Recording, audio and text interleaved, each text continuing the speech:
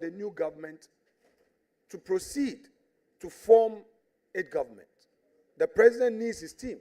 So let us not obstruct. Let's cooperate. I still have communications asking me, leader, why are you changing from Tuesday to Monday? I am here to do the people's work with my team. This posture of attack on me, colleagues, chairman, with the greatest respect, I will not take it anymore. Even my opening remarks had to receive interjections and point of order. When go and watch Bagwin as minority leader, his opening remarks, let's watch the videos. Let's watch Haruna Idrisu. Guys, I don't want a situation where it will be like Markin wants to do this and that. I understand governance. I know governance. And I will support you to form your government.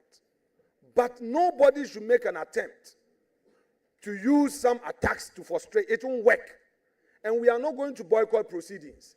As Honorable Governor Agboja once said on the floor, even laying paper, even for him to oppose, he says that there will be chaos. That was his threat. We know what he did to my vice chair.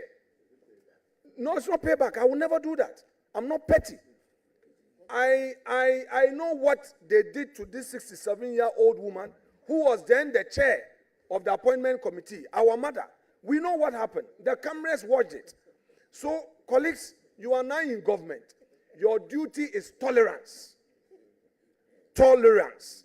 If you don't want to tolerate us and you don't want to accommodate and you are talking about rules, then we'll also go by the rules strictly. I would end here. Chairman, thank you. And let not, thank you very much, Honorable Minority Leader. Again. Thank you very much, Honorable Minority Leader. The presidents are there. We all know that Honorable Joseph Osei-Owusu, sitting as the chairman of the appointment committee, will never welcome a question from a non-member of the committee. I am using my discretion to allow a non-member to ask a question. I am asking you to ask a question. And to ask a question does not give you room to ask supplementary question before the main question. It's an abuse of the opportunity being given to you. May you proceed and ask your question. Mr. Chairman. Mr. Chairman, wait. No, wait. Chairman, with the greatest respect, I know you are an advocate. You do a lot of cross-examination. You cannot raise your voice on a member. He's a first timer. When he makes a mistake, let's correct him in a manner that would encourage him to enjoy Parliament. He's a new member. Please, with the greatest respect, I know it was not your intention, but knowing you when you get your client in a tight corner, how you deal with them, I beg you, this is not your client. I beg you. Neither is he. So, Mr. Chairman, Honourable member, ask your question. Mr. Chairman, thank you very much. But first of all, I did not even make a mistake in the first place. Just for the record, I did seek leave. Go ahead and Chairman. ask the question, and please. Once it wasn't approved, then I proceed to my substantive. That's all, Mr. Chairman. And thank you very much, Mr. Chairman, for the clarity. And I will proceed. Honorable nominee, I would like to refer you to a publication on the 15th of March 2021. And I want to paraphrase because I don't want to miss any word. And I quote, Ghana today, we are complaining that this gambling is destroying our youth. I've read a number of articles on this. I would have thought that the government will come out with a policy to restrict gambling and to even ban it, he said. And this was a quotation attributed to you, Honorable Nominee. I want to ask and proceed on this. Do you still stand by this position of banning gambling and banning betting and all that in its entirety, or now your position has changed? That's what I wanted to ask. Thank you. Thank you, Mr. Chairman. Mr. Chairman, I think it's a very good question and it's an opportunity for me to clarify. Mr. Chairman, I was on a show with the Honorable Kojo Oppong Nkrumah, and the contest must come out. The Honorable Kojo Oppong Nkrumah, at the time a Minister for Information, I'm sure, had the responsibility to sell a government policy on betting.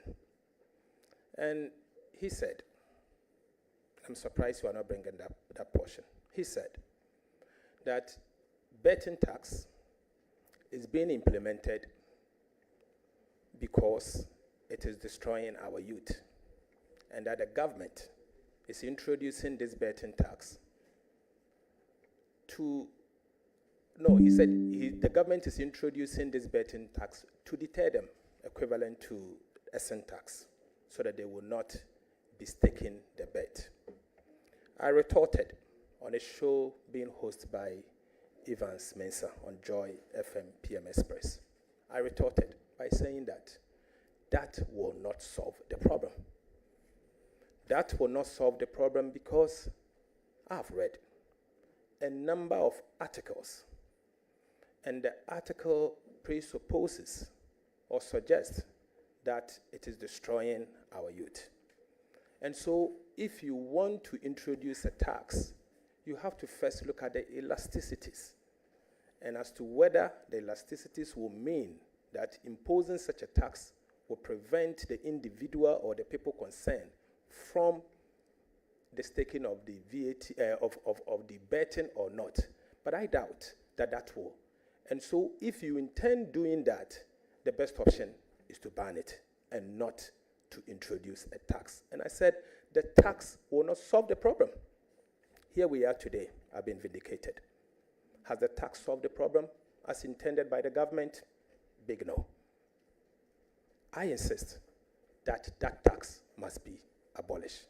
And as Minister of Finance, my first budget, I will abolish the betting tax. Thank you.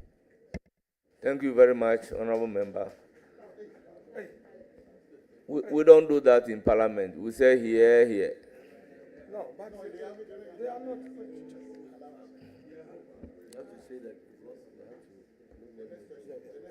The next person is Honorable Mama Area. Mama Area.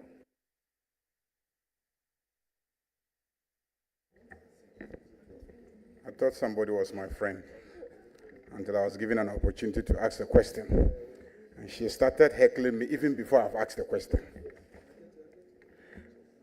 Congratulations, my leader. My real question was to ask you how prepared you are to deal with the multitude of economic challenges confronting Ghana. But after listening to you within these few minutes, I thought it wise to abandon my question. Because even before asking, you have made a case demonstrating your readiness and preparedness to confront the problems of Ghana with greater expertise and finesse than we have seen in the past. So I have a few questions focusing on what my brother and former majority leader and now minority leader raised in his thesis that he read before we started. Oh, it's very beautiful. Thesis. Honorable Member, continue. Proceed. Number one, will you abolish the e-levy?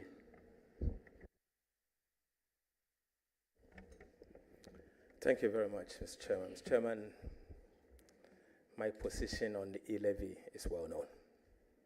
I do not intend to run from it. I've written articles against the e-levy. I championed opposition against the e-levy. I still stand by them. Mr. Chairman, the e-levy is neither a direct tax, indirect tax, or an excise tax.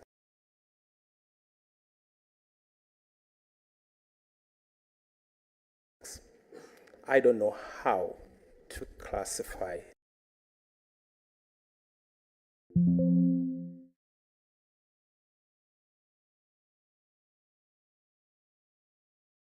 the e-levy as a tax practitioner.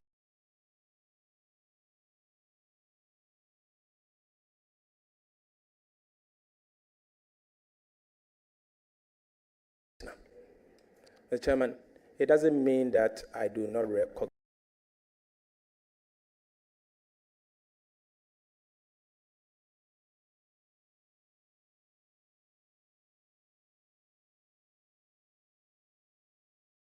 abolish the e-levy.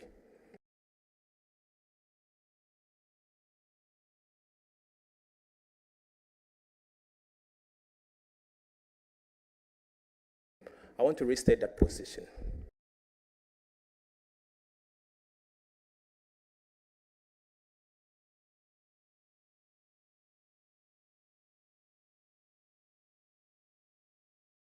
That if approved as part of the first, I'll be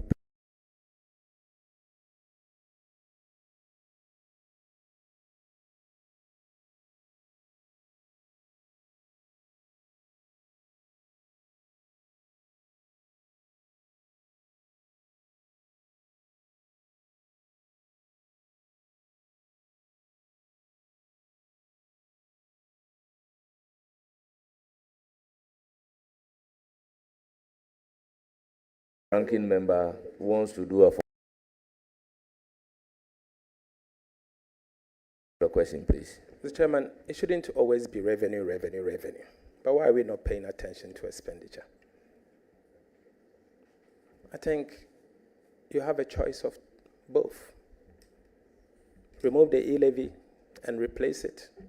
Or remove the e-levy, don't replace it and cut corresponding expenditure. The option is on the table. As minister, I will obviously consider the e-levy holistically and the fact that it's going and look at its impact and assess it appropriately. But my commitment will not change. The e-levy has to go, and it will go immediately. Thank you very much. He intimated he has a further supplementary question. Chair, my respected colleague and leader has introduced an important point, and I find a very intelligent one. He says that it's not always about revenue, but expenditure. We are aware of several expenditure lines. These are largely social intervention programs. Is he saying that he's going to do away with some of the social intervention programs to enable him succeed? Or has he been able to identify a particular expenditure line to be able to deal with? Because to say you are going to abolish it on good authority and you are not going to look for another source of revenue to replace it, but you're going to cut on expenditure, it so suggests that you've identified one. Have you been able to identify one? Mr. Chairman, the quality of expenditure matters. I have said here, and I'm on record to have said that as part of our short-term measures, we will indeed implement a careful but a strong expenditure-based front-loaded fiscal consolidation agenda without hurting growth and the vulnerable. The vulnerable obviously means protecting social protection. Mr. Chairman, I'm a social democrat. My party, the NDC, is a social democratic party. We stand by our ideals. We will not be the ones to hurt the vulnerable. We will protect the vulnerable in our society. Our expenditure cut will be careful, will be done in a way where the vulnerable will be protected. And I've said the quality of expenditure matters. It matters in the sense that expenditure must drive inclusive growth. And so if the expenditure is wasteful and it's not properly targeted and it's not achieving the desired outcome, then you have to relook at it. So we'll be guided. Remember, aside my professional expertise, I'm also a politician. I have won a mandate and my constituency is a rural constituency. I understand the people of Ghana. I understand the needs of the vulnerable. I understand the dynamics of the political economy. I have monitored Ghana's economy for close to 20 years, 2 decades. I understand its trends, and I can assure you that whatever policy that we will introduce it in such a way that it will drive inclusive growth and help all of us. Thank you. Thank you very much. The ranking member is really enjoying the answers to the question. We may now move on with Honorable Mahama Ayarga. Honorable Atuforson, you have been talking about cutting down on expenditure. You've repeated that several times this morning. Is the reduction in the number of ministers and the reduction in the number of existing ministries, is that part of the measures being taken at the highest levels to cut down on expenditure? Mr. Chairman, the size of government matter. It feeds into the expenditure framework. Reducing government ministries from 30 to 23 gives you a savings of 7. 7 bureaucratic agencies. 7 bureaucratic agencies comes with its own cost. Therefore, it is part of the envelope. So straight away you can see the envelope. Today, the Ministry of Finance will have to populate the budget as approved by Parliament for expenditure in advance of appropriations. It has, as part of it, 30 ministries. Immediately they have to realign to 23. So straight away, you have cost centers of 27 that you have to eliminate. Some are fixed, but they are variable costs that you immediately cut. And so you can understand that as part of the government's policy to cut down expenditure, we have already begun. And I'm sure in the next budget, you'll be very impressed with us, what some of the things we'll do. I don't want to preempt it. I'm not a minister yet. I'll count on you to approve me very fast so that I can start the work. Thank you. Thank you very much. Your last question. My last question is, do you have any doubts about any of our commitments to abolish any of the taxes? Are we reneging? Is there any conversation in the circles of government? Is there any doubt in our mind about any of the taxes that we said we will abolish? Mr. Chairman, certainly no. Certainly no. Thank you very much.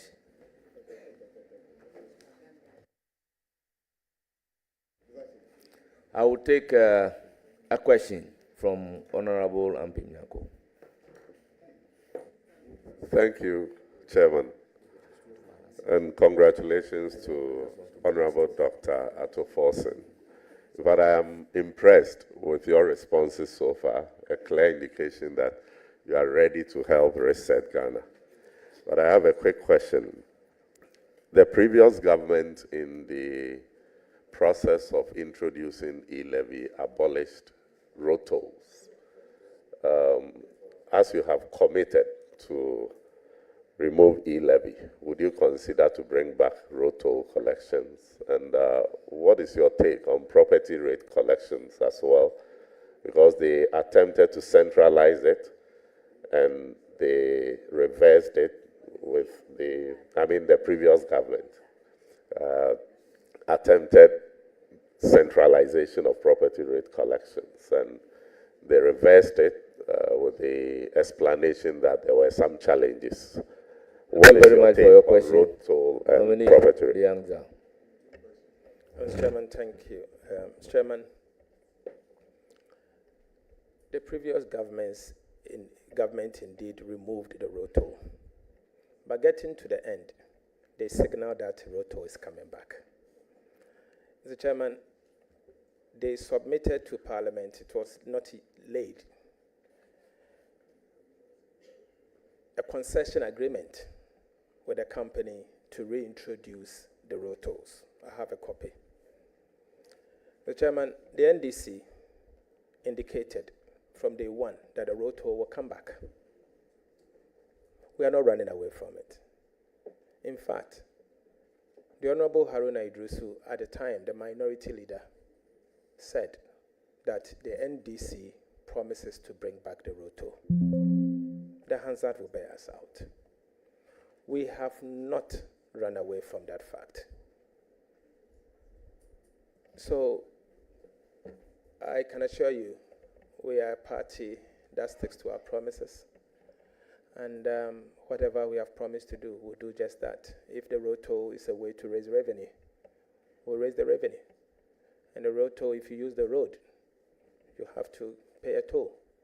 And it's all over the world. Ghana won't be the first country, won't be the last one. You have to contribute towards the road maintenance. And so the only thing is we have to collect the revenue effectively and efficiently so that we can plow it towards the maintenance of those roads. Thank you. Thank you very much. I will take a question from Gideon Buako. Dr. Gideon Buako. Thank you, Mr. Chairman. And Mr. Chairman, the Honorable nominee per CV is affiliated to the Kwame Nkrumah University of Science and Technology Business School. In fact, he signed up for the program at the time I was seconded to the office of the Vice President. So as a lecturer of the business school, I think it is appropriate that on behalf of the KNUST Business School, I congratulate you. And I can see my colleague, Professor Jonathan Annan, sitting behind you to show moral support. Mr. Honorable nominee, on 3rd April 2019, Ghana's economic management team held a public lecture at the College of Physicians and Surgeons.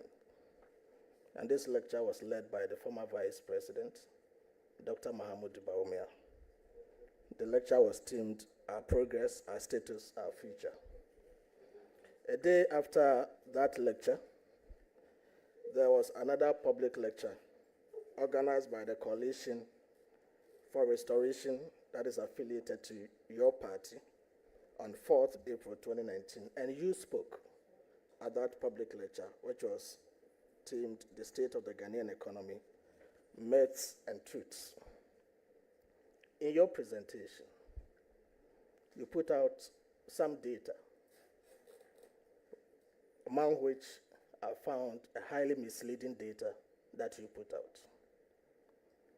And to quote you verbatim, you said, and I quote, Mr. Chairman, the official data from the Ministry of Finance indicates clearly that overall deficit by end year 2016 was 7.8% of GDP, into brackets, 6.1% of new rebase GDP.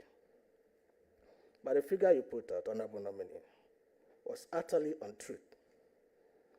And to back this with evidence, if you read the budget statements of 2017, the mid-year budget statement of 2018, and the mid-year budget statement of 2019, the full budget, you will see that page 7, paragraph 14 of the 2017 mid-year budget put that figure at 9.3% of GDP, and not what you quoted. Again, page 12, paragraph 45 of the 2018 mid-year budget put the figure again at 9.3% and not what you quoted. Lastly, page 3, paragraph 14 of the 2019 full budget statement puts the figure at 9.3% and not what you quoted. Where did you get that figure you quoted from? Would you consider apologizing to the Vice President, Dr. Mahamudu Bawumia, and Honorable Nominee, former Vice President? Honorable Dr. Gideon Boako, it doesn't lie in your mouth to ask the nominee to consider apologizing. So withdraw that from Thank you, your Mr. question. Chairman. I submit to your guidance on this. Honorable nominee, my question is, you know the enviable office of the finance minister that potentially you're going to occupy should come with utmost integrity, honesty, backed by meticulousness, profundity, and analytical precision. In your capacity as minority spokesperson, you misled the public with wrong public data. Can you assure this committee that you are not going to sleep on the job and make some of these data presentational errors that we have even experienced in the past, for which Ghana was charged for some misreporting by the IMF? That's my question, Mr. Chairman. Mr. Chairman, thank you very much for this. Before you answer the question, the questioner, I will want you to consider withdrawing, going to the office with a degree of honesty, integrity. I mean, it's against our rules. So expunge that from your question. Then I can ask the nominee to answer the Mr. Chairman, question. if you can guide me.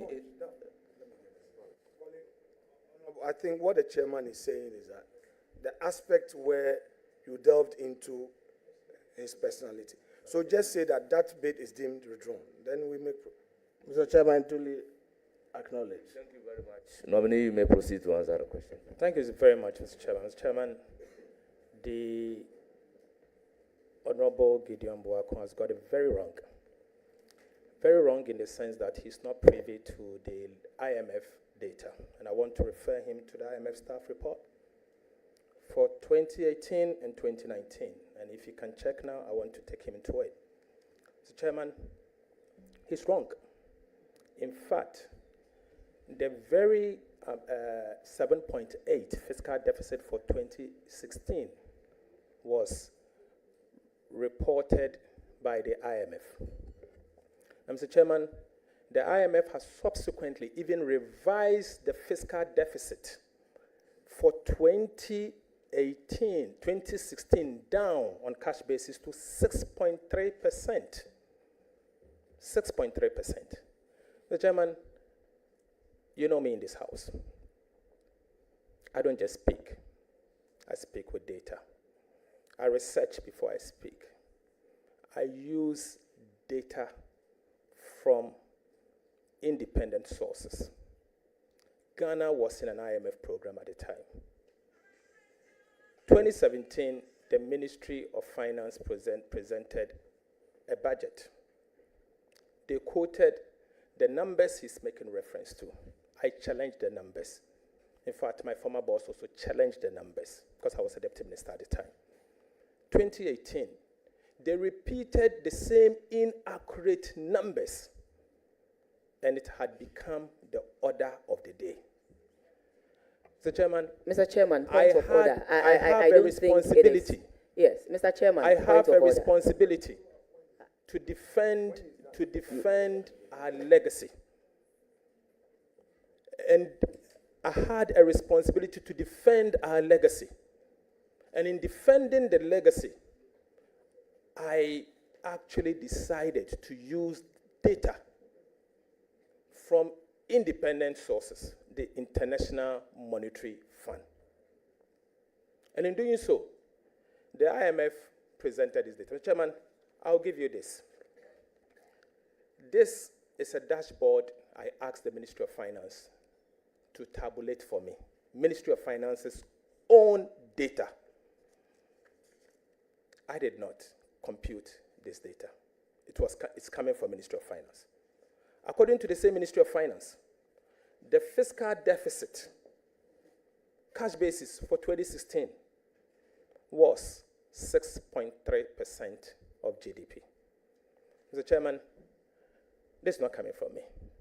So the 7.8%, I was extremely charitable, extremely charitable, because I've weighed off 1.5% of GDP. because that was what the Ministry of Finances reported. They gave it to me this morning when I asked for it. This is coming from the Ministry of Finance. So there's no basis for me to apologize. I stated the fact.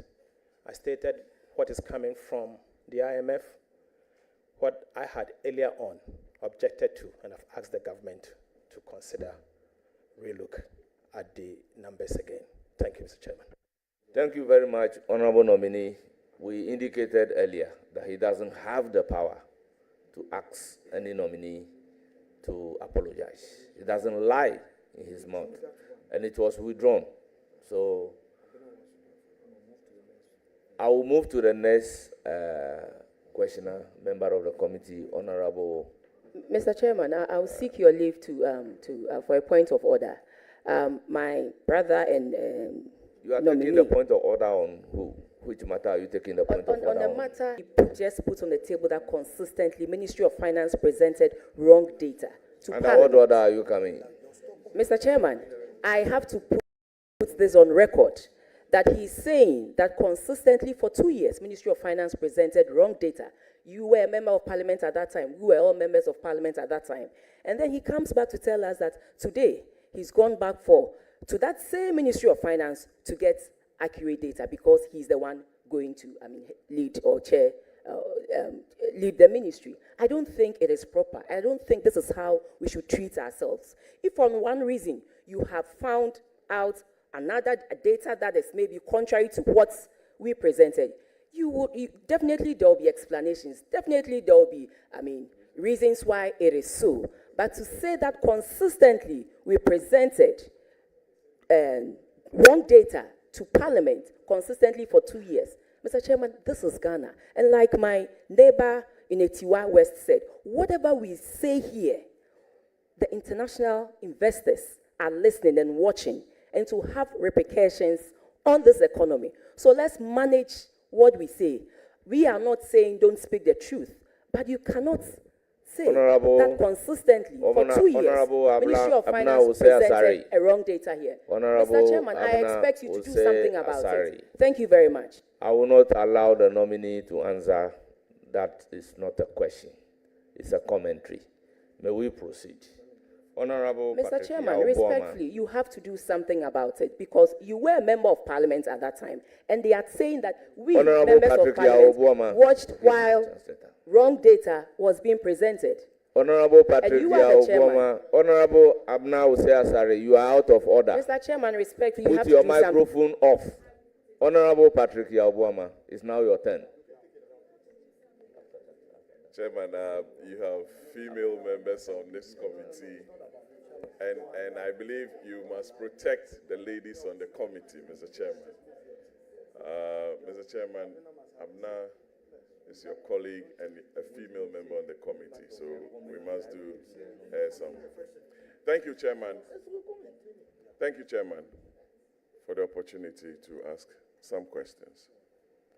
Let me use the opportunity to congratulate my good friend, Honorable Kasiel Atoba Forson, for his nomination as Finance Minister Designate.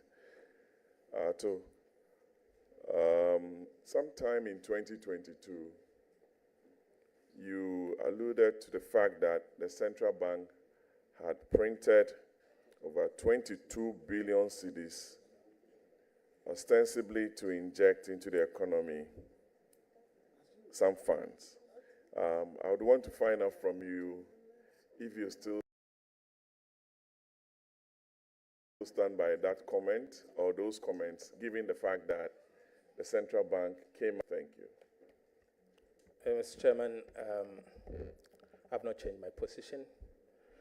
Ghana was not in an IMF program in 2022, and it cannot be in line with the IMF program.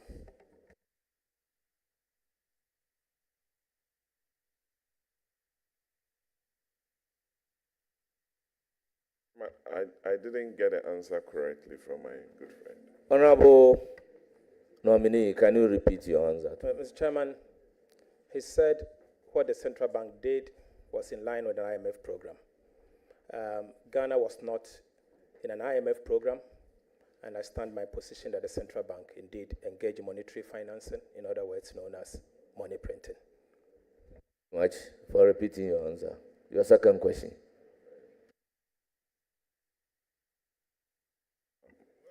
Ato, I know Honorable Ato Forson. Sorry for calling you Ato. I'm used to calling you Ato. You are someone who loves to read a debt report. And you've always engaged me on the debt report from the Ministry of Finance. May I know your thoughts on the debt report, particularly 2022? Reading from the previous debt report, the public debt, as it stands now, increases with the depreciation of the cedi. About 90% of the increase in our external debt was due to the cedi's depreciation, which is mainly outside the purview of the central bank or the Ministry of Finance. What are you going to do differently to ensure that exchange rate depreciation do not have a very negative effect on our balance of payments? Thank you. Thank you, Honourable Member. Honourable Nominee, your answer to the question. Mr. Chairman, thank you very much. Mr. Chairman, yes, this House always considers the debt report. The Finance Committee always considers the debt report. We started raising the red flags and asked the minister to act far back 2020. In fact, we deepened our call in 2021 and asked the government to act immediately. Our major concern at the time had to do with the exclusion of certain lines. ESLA bond, Sino-Hydro loan, Dache bond, and many others. And we said, what they are doing is wrong. And that as long as you are going to use government revenue, public revenue to repay this debt or service the debt, you should count it as part of the debt. So the debt that they were reporting excludes some of this debt that I've mentioned. We were ignored. But in the end, when Ghana went into the IMF program, we were compelled to add Sino-Hydro loan to the public debt. We were compelled to add ESLA bond to the public debt. We were compelled once again to add Dache bond to the public debt. So we came back to the basics. We in the NDC felt vindicated, but we don't seek that. We think it provides a very excellent lesson for all of us in the way we report our debt. Fast forward, that is why the NDC, we've pledged in our manifesto to establish an independent debt management office so that we can report our debt in a very transparent manner to avoid past mistakes and to move on. The exchange rate issues you've mentioned are very genuine and very germane. Yes, as long as you borrow in another country's currency, foreign currency, when the cedi depreciate as against those currencies, because you express it as, in your currency, it will have an impact, and so your debt will be going up. But remember, it's also your responsibility to manage the currency, and it's not someone else's responsibility. And Central Bank, the Bank of Ghana, has a role to play in the management. In fact, they have to manage the currency and stabilize the currency. But the Ministry of Finance has a role to play. So the behavior of the fiscal authorities will have some positive or negative transmissions at the monetary side. And so together, we have to do it. When approved as minister, I will work or coordinate effectively with the central bank for us to be able to anchor the cedi together, so that between the Ministry of Finance and the central bank, we can anchor the currency. That must be done. I strongly also believe that monetary finance must be eliminated.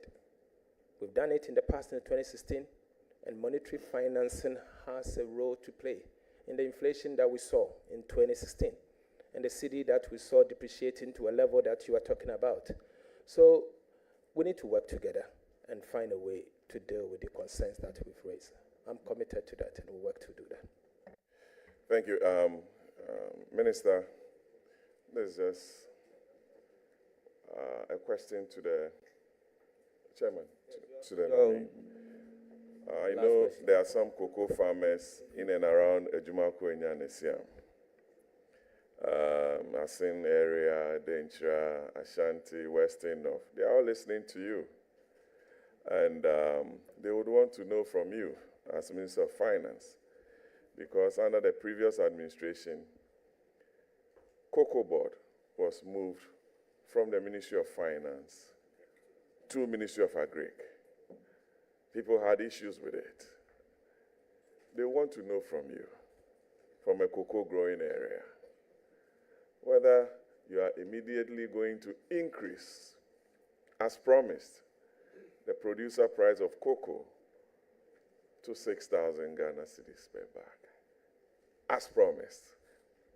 Thank you very much, and I wish you the very best, Ato. Thank you, Mr. Chairman. Mr. Chairman, Go ahead, please go ahead. Mr. Chairman, as we speak, the chairman of the Producer Price Review Committee is the Minister for Agriculture and not the Minister for Finance. The government changed the position. In fact, President Akufo-Addo brought a bill to the House for us to consider and change it. Until that changes, I will not be the chair of the Producer Price Review Committee for me to commit. But what I can say is that, you know my passion with cocoa. I do not have a cocoa farm myself, but I recognize the work of the cocoa farmer. And I have fondly spoken about cocoa, and everyone knows that. I think the cocoa farmer must be prioritized. One of the reasons why our cocoa is going down is that we are not paying the cocoa farmer a fair price.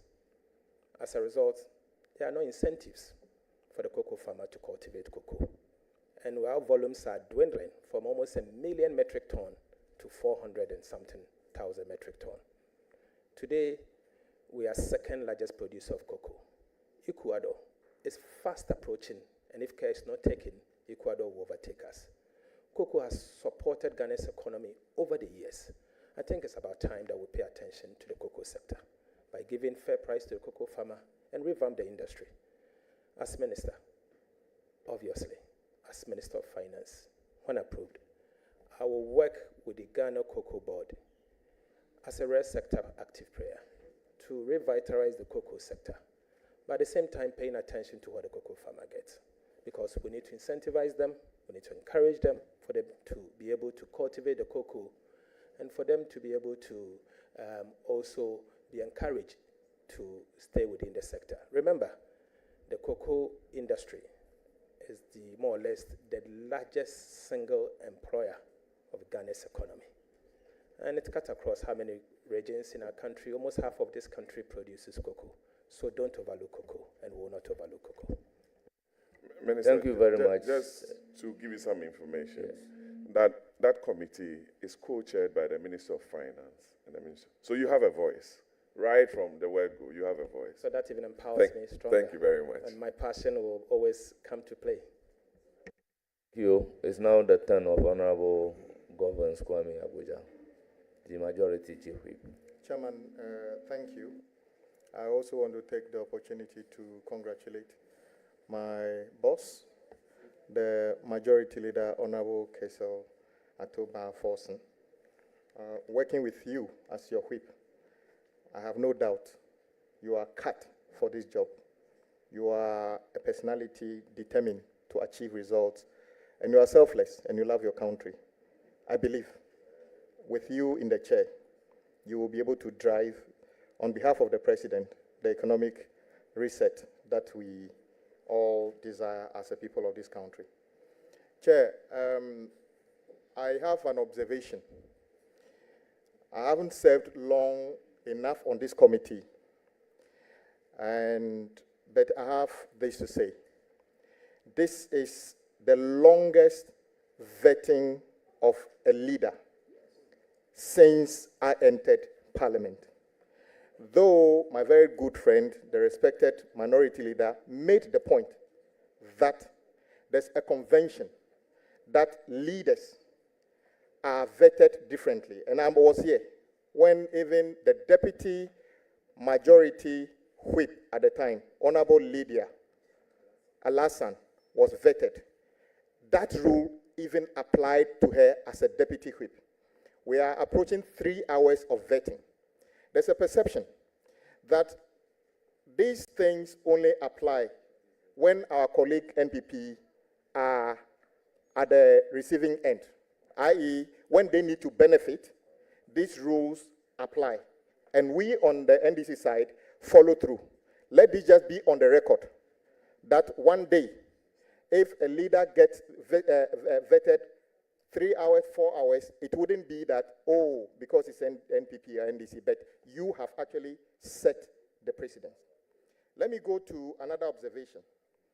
My very respected leader, I know he knows his numbers, and he actually goes not only read Hansards, but actually watch videos of proceedings in Parliament. And we all learn from him sometimes, though I came to Parliament with him. His premium on details are correct. In his, what I call the press, using this platform for a press conference initially, he spoke about a lot of things. One of the important things he spoke about was the communication from His Excellency the President to this House, where he suggested that at Order 65-1 says that that type of letter should be signed by the President, Vice President, or a minister designated by the President. And he took issues with Dr. Kaliso signing that letter.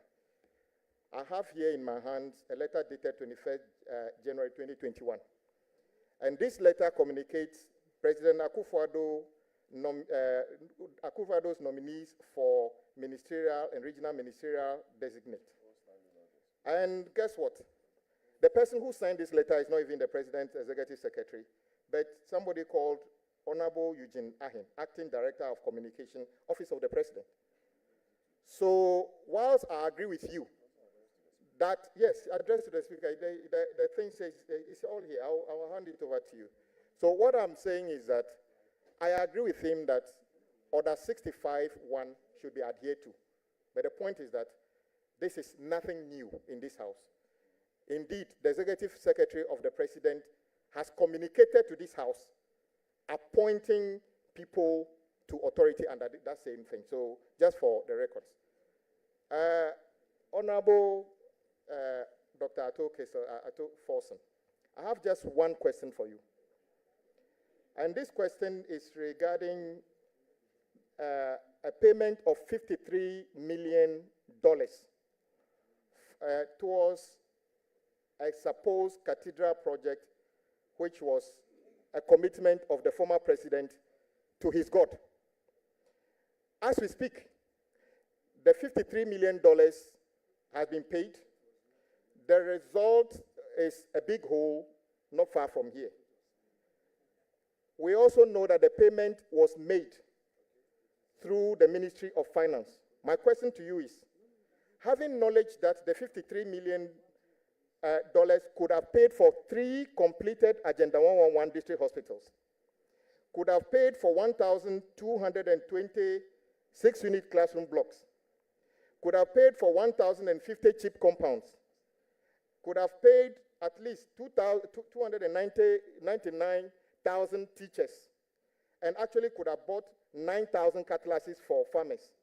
Will you promise that when you are approved by this House and then subsequently by the House, you would set up an investigation as to whether this payment was legitimate, and if possible, retrieve this money so that we can buy the 9,000 cutlasses for the farmers, actually build 1,050 chip compounds and 1,200 6-unit classroom blocks. Hopefully, Adaklu will get some of the 6-unit classroom blocks because we still have schools under tree. Will you make a commitment to make sure that this $53 million, which many Ghanaians believe was a waste, become something that can benefit the ordinary people of this country. Thank you very much. Before you proceed to answer the question, let me reiterate the fact that regarding the form of the communication to Parliament, I indicated quoting a decided case to support. As a matter of fact, it's not about the form but the substance. So let's leave it there. You may proceed to provide an answer to the question. Thank you. Mr. Chairman, thank you very much. Mr. Chairman, this takes me back to what I started earlier. The quality of expenditure matter. You see, and I've said earlier on that there was the need for us to cut the waste. This is one of the waste that I refer to. And learning from past mistakes, we don't need to repeat this. As to whether we'll investigate it or not, the Ministry of Finance do not have investigative power. It is the government, and based on the government agenda to investigate. I attend the Office of the Attorney General and the newly established ORA.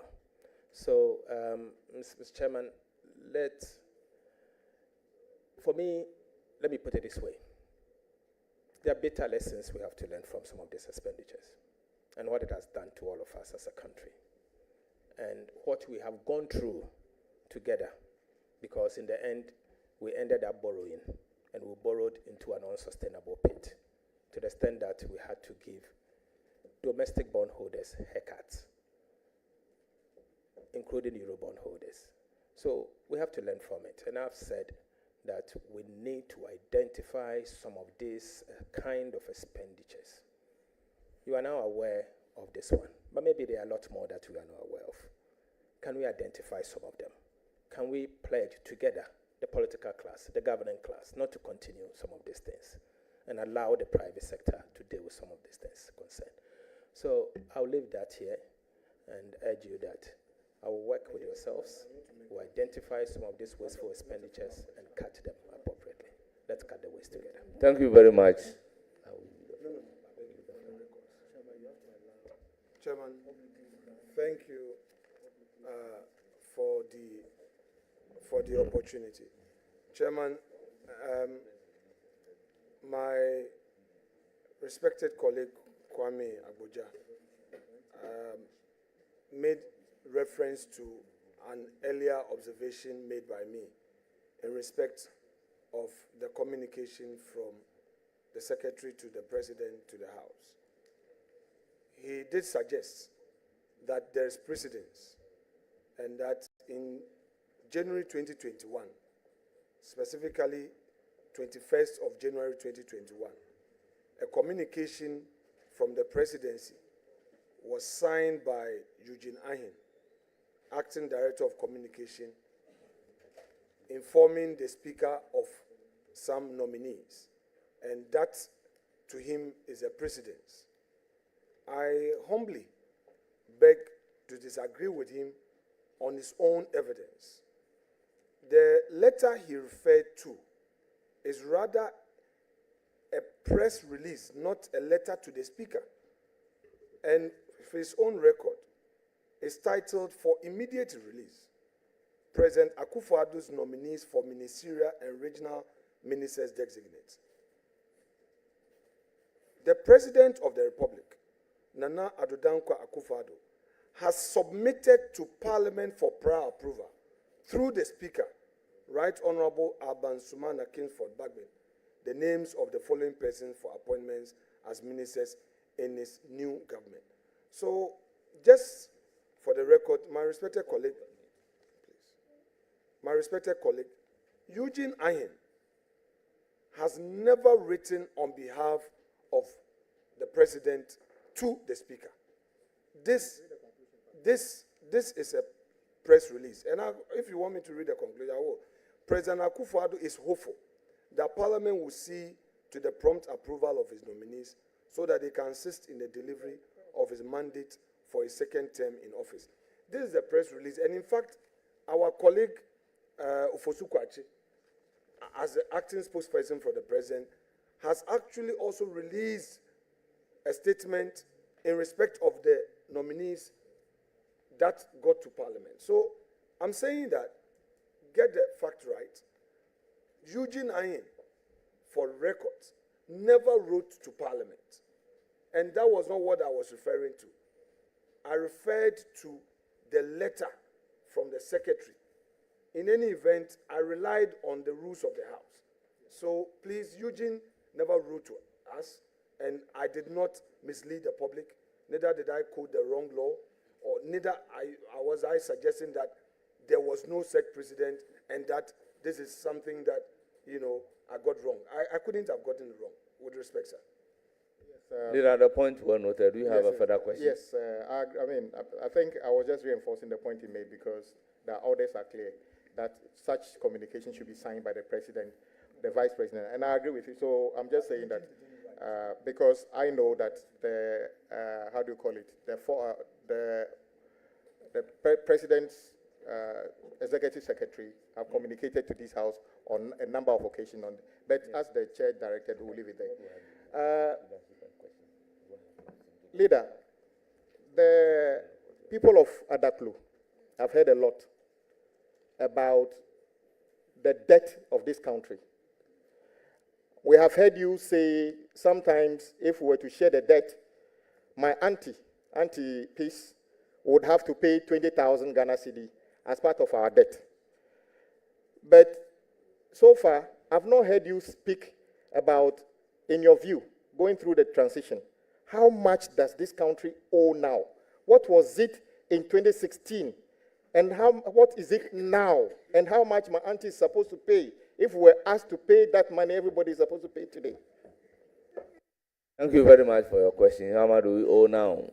What was it in 2016? Mr. Chairman, please go ahead with your answer. Mr. Chairman, the NDR debt numbers has not been finalized. And I would wish to wait for us to finalize NDR numbers, and then as part of the budget, we can announce same. And maybe His Excellency the President, during his State of the Nation address, will have to announce those accurate data. For now, I will urge that we wait until they finalize NDR numbers because the fiscal fits into the debt. And so we'll be able to know exactly what is Ghana's public debt. I don't want to say something and change my position tomorrow. So I beg that you leave that to the NDR numbers. Thank you. Honorable, it's now the turn of the Deputy Leader, Honorable Patricia Apiaje.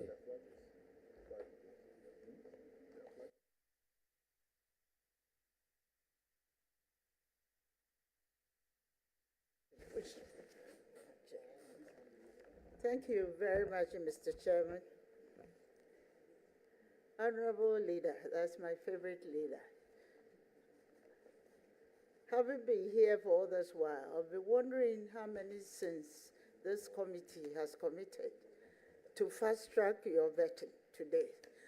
I've been wondering how many sins we have committed, and I've been wondering whether Ghana, Banana Republic, has been transported back to Ghana. So that's my first question. Should I treat it as a comment or a question to the nominee? I've been wondering, and I need an answer from my leader. Mr. Chairman, thank you very much. Mr. Chairman, I remember enumerating the number of sins she's committed as the vice chair of our appointment committee. So, Mr. Chairman, I'm not a member of the appointment committee. I cannot be too sure the sins they have committed. That one is between you and your God. I think you mean you don't know the sins we've committed as a committee for fast-tracking your vetting today, a vetting that was supposed to be held tomorrow and is being held today? And we were even expecting it to be held in the next 2 weeks. Anyway, I like your answer. Honorable Leader, on behalf of the cocoa farmers across the country and on my own behalf, I'd like to congratulate you for your appointment as the Minister Designate for Finance. Honorable Leader, the current cocoa price, producer price of cocoa, is 49,600 per ton. That is 3,100 for 64 kg bag. Over the past 1 year. Are you talking in terms of dollars or cedis? I Cedis, want to be clear. Over the past 1 year, you've been advocating for higher producer price for our cocoa farmers. And you know they are very happy that given the nod, you are going to be on the seat. Should you get the nod from this house, what reasonable and fair producer price must our cocoa farmers expect from the new administration? And when will this review take place? I would like to mention specifically the figure you mentioned, 6,000 per bag of cocoa. Thank you. Mr. Chairman, without a doubt, I'm a biggest advocate for cocoa farmers. I've done that in the last 8 years, and I've fought for the cocoa farmer, year in, year out. I will not change that. I will work to improve the lot of the cocoa farmer, recognizing their contribution to the economy, recognizing that the cocoa sector has been the mainstay of Ghana's economy for years. My concern, and I've always raised these concerns, has to do with the fact that the sector is collapsing and dwindling at a very fast rate, in fact, at an exponential rate. I think we need to do something, including the farm gate price and revamping the sector itself. I've said that the Ghana Cocoa Board is currently under the Ministry of Agriculture.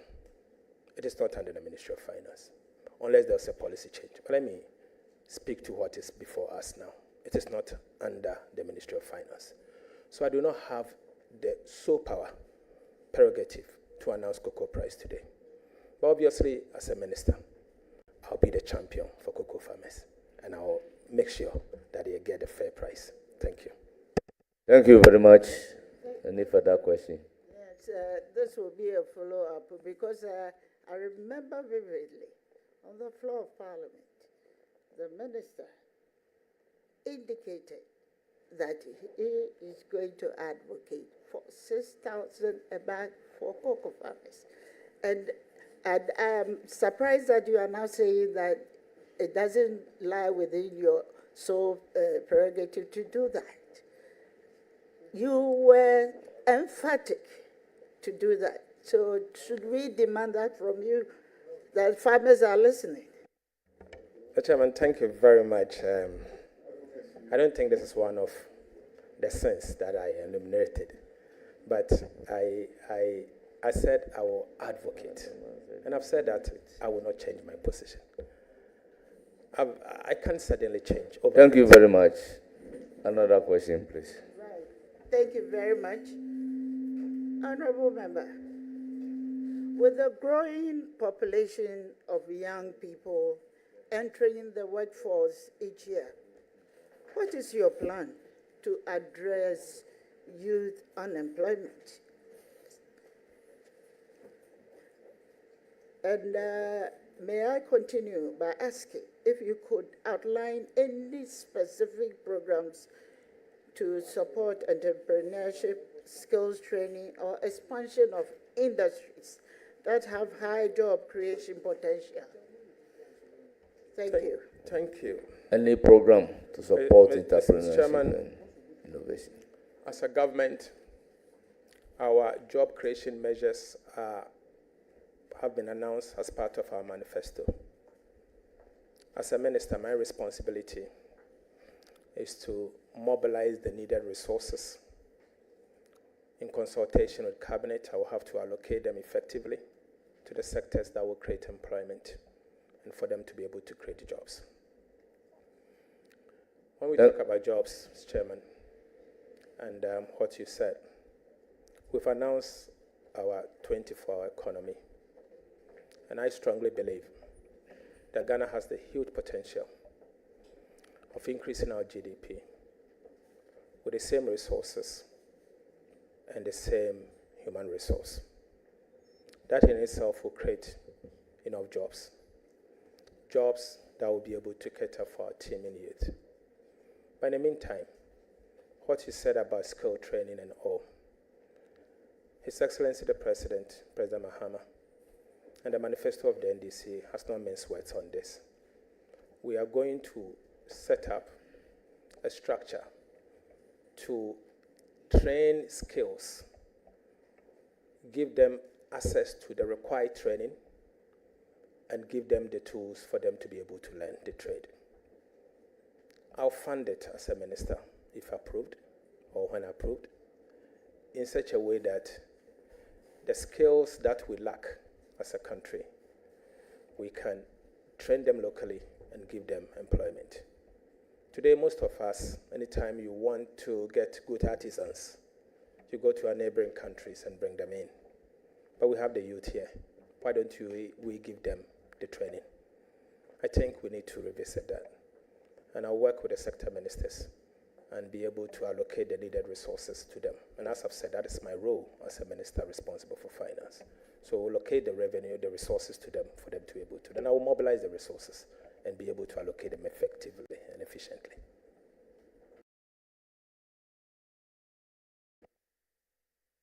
Thank you very much. Thank you very much. Any further questions? Yes,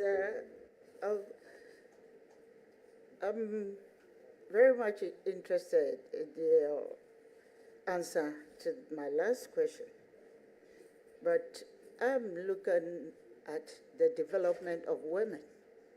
And I'm highly interested in your manifesto promise to set up a women development bank. And then free tertiary education. And I know all these things are going to be of a prime benefit for our ladies or our women in the country. With a proposed reduction in taxes, is fiscal consolidation a priority for the government in the near term, taking into account government's manifesto? Thank you. Honorable nominee. Thank you. Chairman, fiscal consolidation is not only a priority, but we will front load it. We will front load it carefully. At the same time, we'll signal to the investor community strongly that fiscal consolidation is not only a priority, but we'll front load it in a way, at the same time not ignoring the impact on growth and protecting the vulnerable. So that, I can assure you, it is a priority. We have an option to rationalize.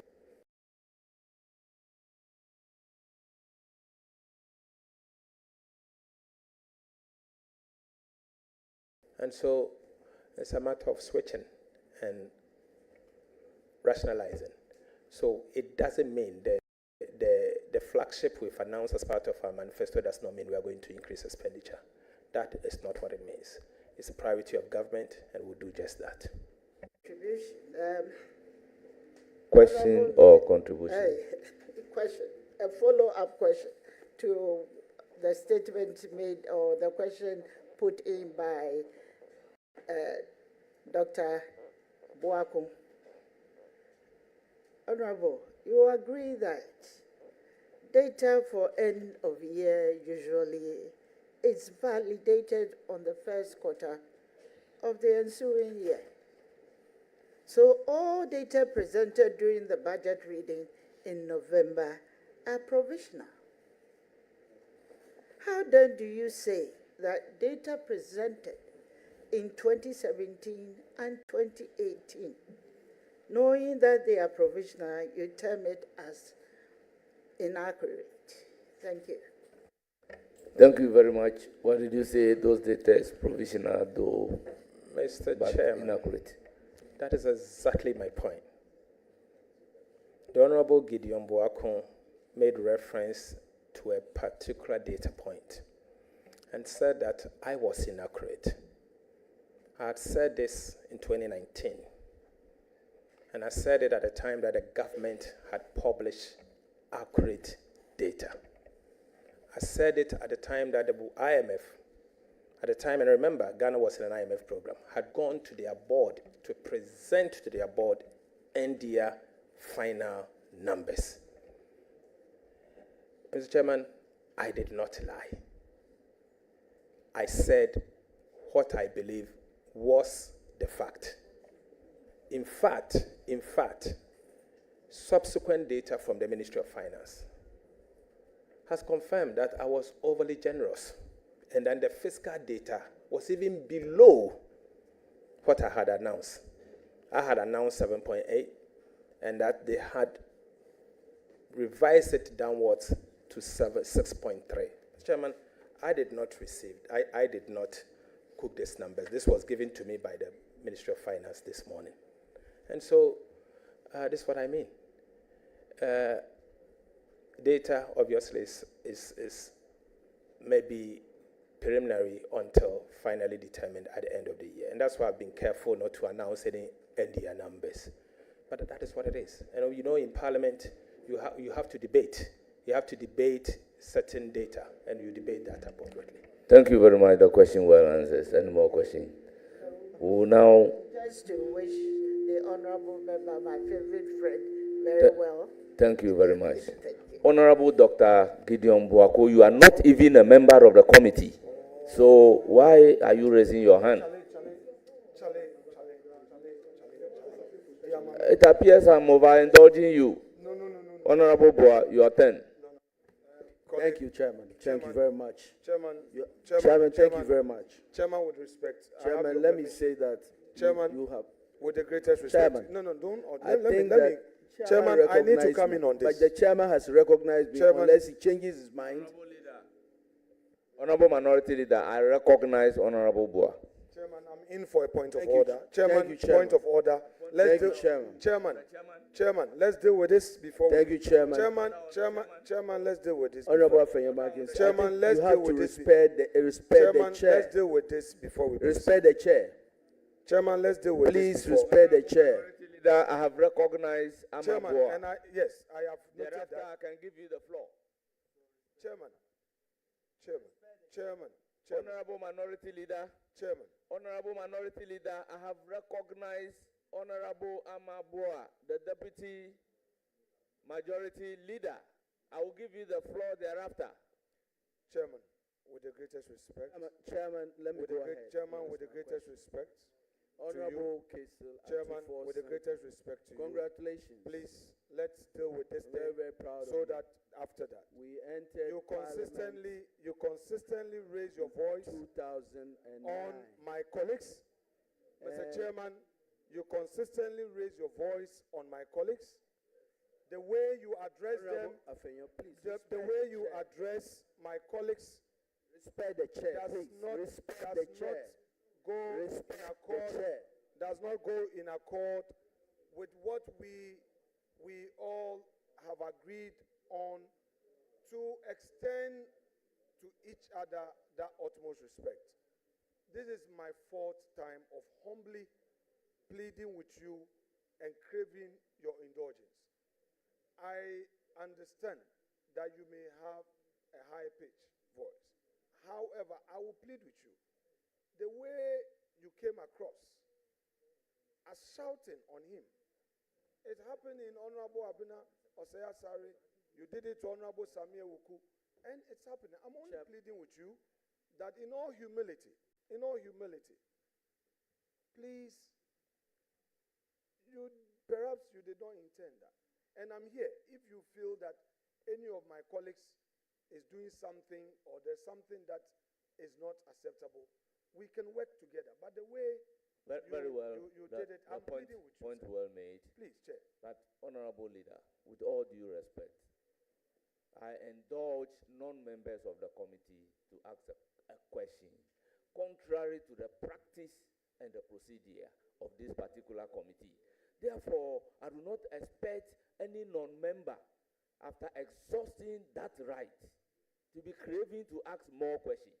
I think we should conduct the business in a very orderly manner.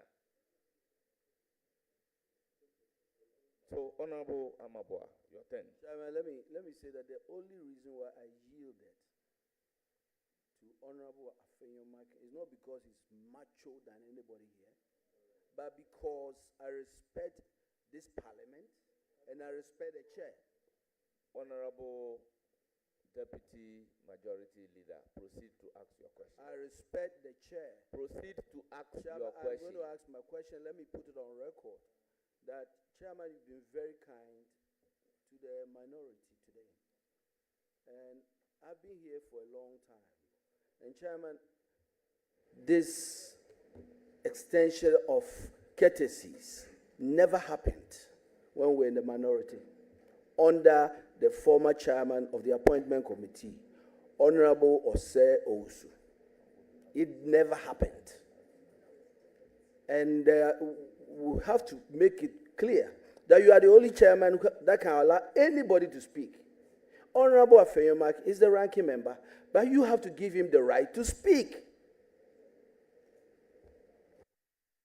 Anyway, congratulations, Honorable Kesel Atuforsen. I entered Parliament with you in 2009. I know that we were about 42 on our side, and then the other side also had a number. We were all together about 92. Today, after 16 years, well, we are only 4 left. That speaks volumes about the attrition of Parliament. But I am very, very, very proud of you. So if I say I know you very well, I know you very well. You are a man of complete integrity, and you speak with data and facts. And I am very, very confident that that's exactly what you do. I'm very proud of your performance today, and I think you've calmed the nerves of the people of Ghana and given them the assurance that you are going to really lead, quite frankly, the finance ministry to success. So, my respected leader, I must also congratulate you on behalf of our colleague. You, as minority leader, will be remembered as the leader that in the last 2 years led the minority from 137 to 188 seats. Congratulations. So I'll go straight to my question. Ghana's economy, Honorable, is grappling with serious challenges. I think you've talked a lot about them. There to GDP issues, inflation, and high unemployment. And so my question is, as the Minister of Finance, what will be your top priorities to address these challenges? Mr. Chairman, thank you very much. Mr. Chairman, let me also thank His Excellency the President for the honor done me, and my party, the NDC, again, for giving me such an opportunity to serve Ghana in such a high position, in a position of trust. I come to this position very well prepared. I have 16 years experience in public service after some years in the private sector. The Chairman, in politics, you are aware that I've served, one as a Deputy Minister of Finance,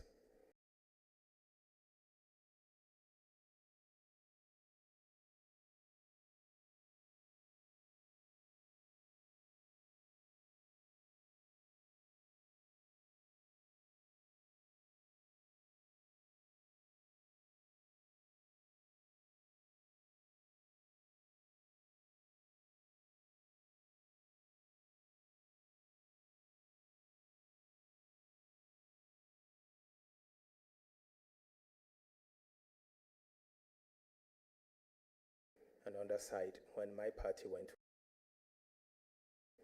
And I urge my colleagues also to do the same. I will do whatever it takes to move this economy from the crisis that we are in today to where we have to be. My priority as a minister will be low prices, stable city, and jobs. Low prices in the sense that today inflation is 28.3, food inflation is 27.8, and we know the inflation we see today is largely driven with food inflation. What do we do? As a minister, I will allocate resources in consultation with Cabinet to government policy of agriculture for economic transformation to make food cheaper. And we'll work with the minister responsible for agric to make food cheaper. That in itself will help make food available and protect food security. From the price side, you can't talk about price without inflation. I mean, inflation needs to be tamed. It has been stubborn. I've said it earlier. It has, in the last 8 months, you can see that we are still seeing some uptick, even though not too steep. But it has been 23.8. Today, that's the inflation rate. What do we do together to reduce this inflation? Yes, I've said it here and I want to say it again. We will work with the Bank of Ghana to reduce inflation to 8% plus or minus 2 in the shortest possible time. And how do we do this? From the fiscal side, we will front load fiscal consolidation in the shortest possible time so that we can get inflation down. And in doing so, we'll see prices stabilizing. The city needs to be anchored and has to be anchored from the Ministry of Finance and the Bank of Ghana. You can't leave the Bank of Ghana alone to anchor the city. The fiscal authorities has a role to play. I'll work with them. I will work and coordinate effectively with the central bank, the monetary authorities, so that together we can anchor the currency. Monetary financing must be eliminated. I will work to eliminate it. I'm on record to have spoken against monetary financing. My position has not changed. It's economist, and it still remains economist. And I will do exactly what it is to make sure we anchor the currency. On jobs, I've said it all. I've said it here that my responsibility as a minister responsible for finance is to raise the required revenue and to allocate it in consultation with Cabinet to sectors that will create the jobs. And so we will do just that. And I want to repeat that. These are my priorities as a minister, and we'll work to achieve that in the shortest possible time. I want to be remembered as the one who helped to reduce prices and stabilize the currency and create jobs. That is what I ask God to help me to achieve. Thank you. Thank you. Shama, can I go ahead? Yes. Okay. So you talked a lot about the cost of living crisis, food inflation. Obviously, you can only do this with other sectors, other ministries, to address these, what we call the inefficiencies in the agriculture value chain. Can you outline some of the strategies that you do, working with other structures to address these inefficiencies in the agriculture value chain? Honorable nominee, your answer, please. Mr. Chairman, my passion is agric and agribusiness. And that's why I'm sure you've seen questions coming from Coco, left, right, and center. Why is it that food inflation is 27.8? I think it speaks volume. It speaks volume. And what are the staples? Ghana staples. Why are we not taking hard decision to invest in the agriculture sector? I think the time has come for us to pay attention to agriculture sector. I will wait for the nomination of the minister responsible for agriculture and his subsequent approval. I hope to work with the minister concerned, and we will work together to implement the government policy to make food cheaper. We have to mechanize agriculture. We have to improve and enhance productivity, and we have to modernize the agri sector and make it encouraging for young people to enter the sector. And in the process, you cannot ignore agribusiness.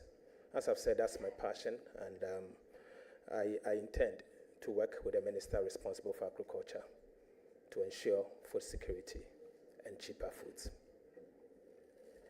Honorable Minister, I wish you all the Thank best. you very much. Any more Congratulations. questions? No, thank you very much. Thank you.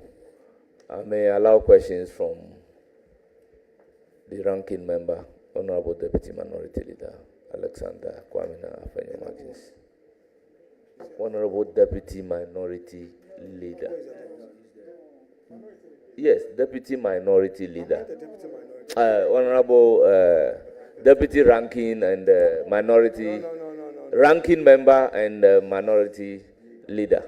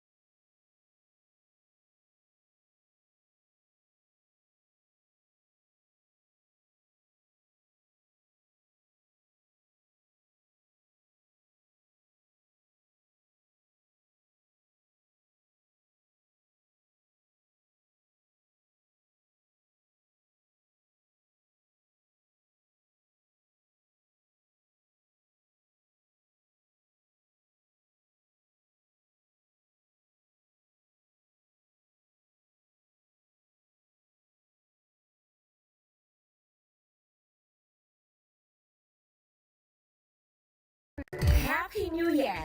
It is the perfect time to move into a new home. At Senko Home Dowenya, we have designed and crafted homes with your taste, preference, and budget in mind for a limited time.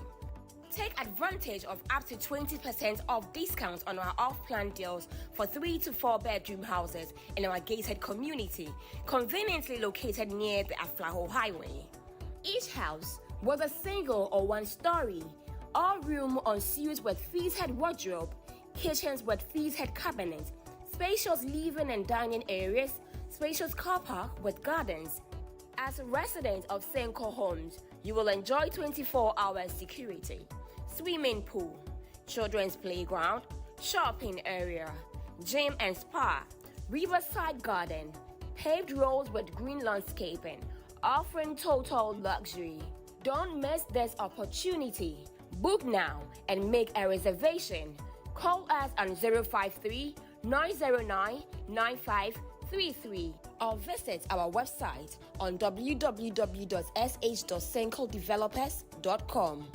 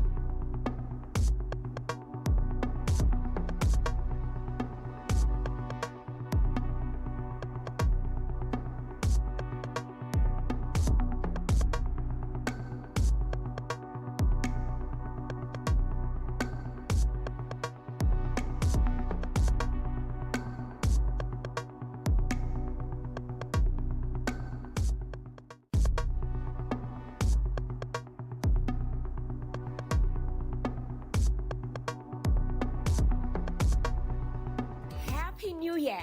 It is the perfect time to move into a new home. At Senko Home Dowenya, we have designed and crafted homes with your taste, preference, and budget in mind for a limited time. Take advantage of up to 20% off discounts on our off-plan deals for 3 to 4 bedroom houses in our gated community, conveniently located near the Aflaho Highway. Each house, whether single or one-story, all room en suite with fitted wardrobe, kitchens with fitted cabinets, spacious living and dining areas, spacious car park with gardens.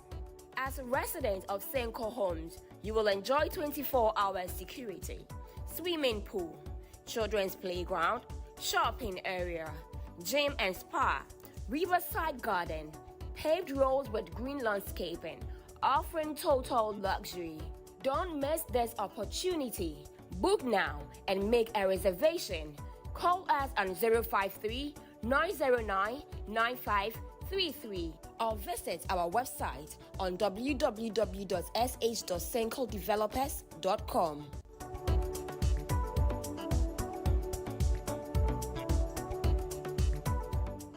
Happy New Year! It is the perfect time to move into a new home. At Senko Home Dowenya, we have designed and crafted homes with your taste, preference, and budget in mind for a limited time. Take advantage of up to 20% off discounts on our off-plan deals for 3 to 4 bedroom houses in our gated community, conveniently located near the Aflaho Highway. Each house, whether single or one-story, all room ensuite with fitted wardrobe, kitchens with fitted cabinets, spacious living and dining areas, spacious car park with gardens. As a resident of Senko Homes, you will enjoy 24-hour security, swimming pool, children's playground, shopping area, gym and spa, riverside garden, paved roads with green landscaping, offering total luxury. Don't miss this opportunity. Book now and make a reservation.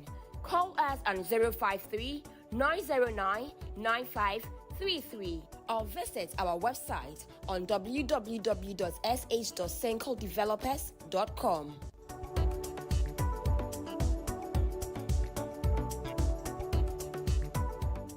Happy New Year! It is the perfect time to move into a new home. At Senko Home Dowenya, we have designed and crafted homes with your taste, preference, and budget in mind for a limited time. Take advantage of up to 20% off discounts on our off-plan deals for 3 to 4 bedroom houses in our gated community, conveniently located near the Aflaho Highway. Each house, whether single or one-story, all room ensuite with fitted wardrobe, kitchens with fitted cabinets, spacious living and dining areas, spacious car park with gardens. As a resident of Senko Homes, you will enjoy 24-hour security, swimming pool, children's playground, shopping area, gym and spa, riverside garden, paved roads with green landscaping, offering total luxury. Don't miss this opportunity. Book now and make a reservation. Call us on 053 909 9533 or visit our website on www.sh.sencodevelopers.com.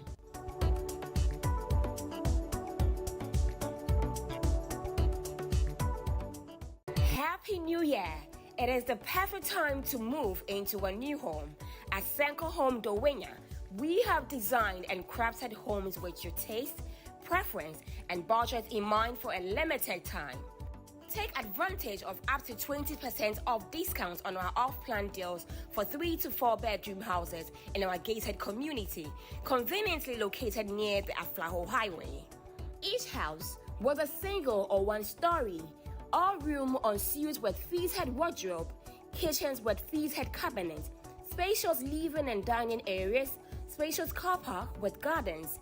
As a resident of Senko Homes, you will enjoy 24-hour security, swimming pool, children's playground, shopping area, gym and spa, riverside garden, paved roads with green landscaping, offering total luxury. Don't miss this opportunity. Book now and make a reservation. Call us on 053 909 9533 or visit our website on www.sh.sencodevelopers.com.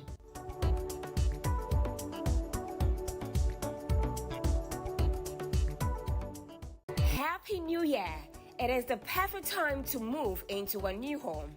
At Senko Home Dowenya, we have designed and crafted homes with your taste, preference, and budget in mind for a limited time. Take advantage of up to 20% off discounts on our off-plan deals for 3 to 4 bedroom houses in our gated community, conveniently located near the Aflaho Highway. Each house, Whether single or one story, all room ensues with feathead wardrobe, kitchens with feathead cabinets, spacious living and dining areas, spacious car park with gardens. As a resident of Senko Homes, you will enjoy 24-hour security, swimming pool, children's playground, shopping area, gym and spa, riverside garden, paved roads with green landscaping, offering total luxury. Don't miss this opportunity.